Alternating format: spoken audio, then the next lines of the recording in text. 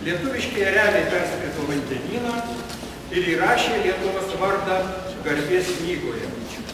Nepasiekė Lietuvos, bet priskrido kitą tikslą, kurį reikėjo akyse amžinybė. Pulkininkas inžinierius Antanas Gustaitis. Ne vien techniškuose pasiekimuose glūdi mūsų didvyrių skridimo vertė.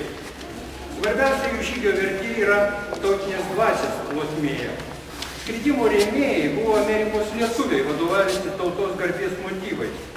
O Darius ir Girėnas suteikė tautai gražiausią energijos, pasitikėjimo savimi ir dvasios kilnumo pavyzdį. Lakūnai per Atlantą mums atnešė naują lietuvišką drąsos ugnį. Kazys Binkis.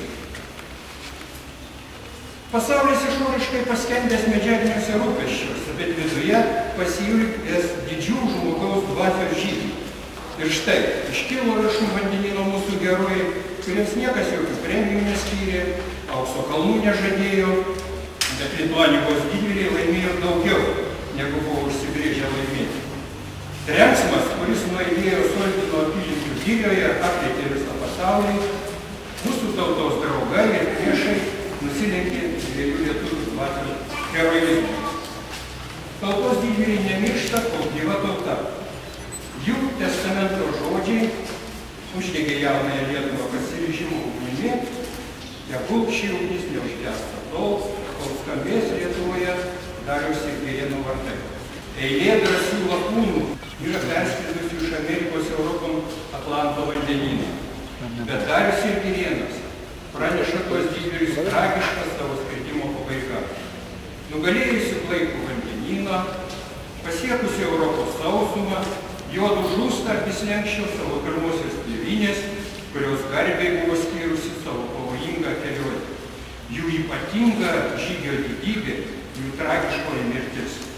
Ryžos, Lietuvos vardas, garbėn pakiltų pasaulio akyse. Lietuvių tauta nepamirš Dariaus ir Girėno gyvybių aukos. Asmenybė toks pajot.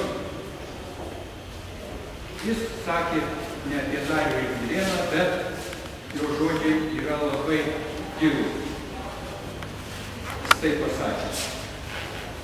Iš tikrųjų, yra mirusiųjų, kurie daugiau gyvi ir labiau spinduliuoja gyvybę už gyvos.